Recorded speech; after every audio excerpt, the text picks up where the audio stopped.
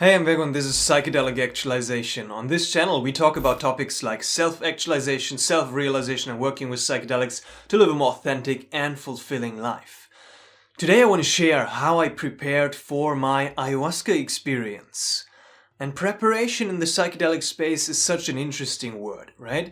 Because there's this fine balancing act that is happening between over-investing in the preparation and worrying too much about preparing perfectly and not taking it serious at all, not really looking at any preparation and just jumping into one experience after the next. And today I just want to share how I prepared for this ayahuasca experience. By the way, I wrote an ebook about ayahuasca preparation. You can download it. It's a completely free ebook where all the details about the diet are also in, and you can just download it for free if you're curious about those, right? And also, if you're curious to schedule a call with me because you want to pick my brain for your psychedelic preparation and talk, I do offer that, and it has helped a great deal of people. So if you're curious, you can book a call. So for this experience, right, one part of the ayahuasca preparation is the diet. And as I said in the ebook, there's more information, but just like the simplicity of the diet. It's no fermented foods, no greasy, sugary foods, no sweets, not too many spices, just very careful with those. And basically what I've found for myself is just like very simple and healthy food, as unprocessed as possible, self-made with love. That's gonna give you a good go, right? Without too many tyramine as well. So that's kind of the component that interacts with the MAOI. More information in the book. And just like this loving awareness towards the food, the conscious awareness around what you're putting into your body.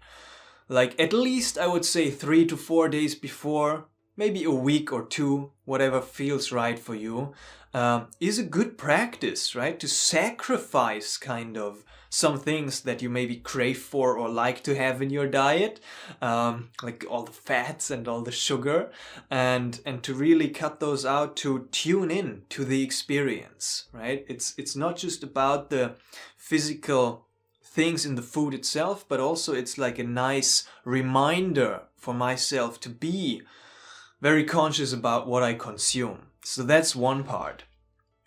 The one thing I do want to mention here in this video, right, is there is no perfect preparation. I've done a video in the past about psychedelic preparation. There was a little bit of more information, and I studied the field, and I kind of went on to create an outline for the perfect preparation for myself, and I wanted to do a course about it, and it's like it included so much. It's like hours and hours and pages of things one could do, right? All the different practices, all the different things to consider, intentions and mindsets and everything. There's so much, and sometimes it might feel a little bit overwhelming, but to know that at the foundation you do the best you can with a gentleness and a self-love within yourself, and that is good enough, right? There's no need to have like the ultimately perfect preparation for an experience, because that's just not possible. So what I did for this one is I like to do a couple of practices, right? One is to look what's present within my life, right? If I set an intention or not kind of depends on this looking within my life at what's present. Maybe do a little bit of a breathwork session, meditate, be in nature, and just see what is, and reflect what is really present. Maybe journal a little bit about it.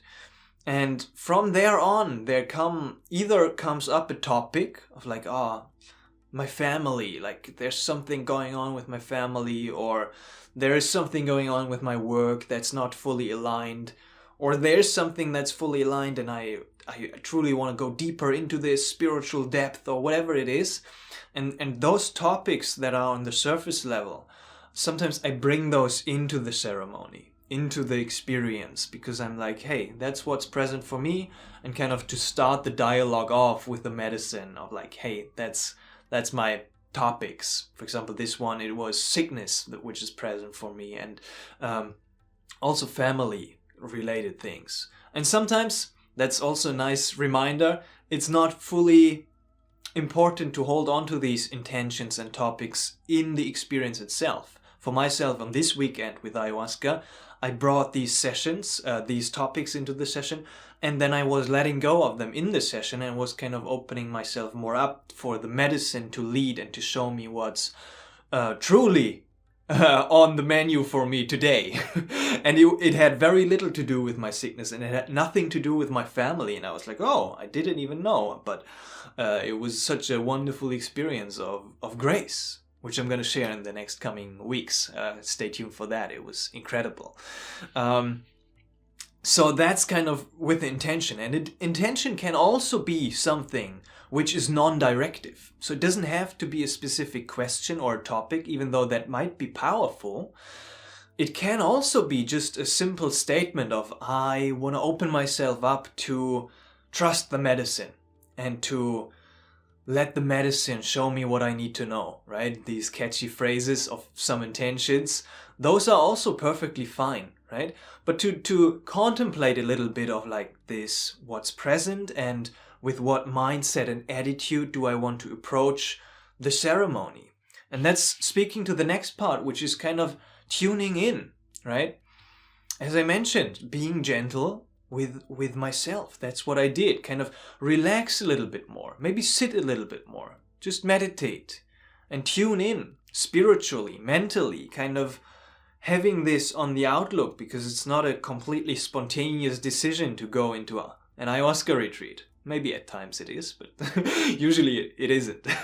And just to tune into that of like, I know it's coming. I know this might be like a big, intense experience, or it might not be, but tuning into that, relaxing, being with yourself, not being too much in the outside world.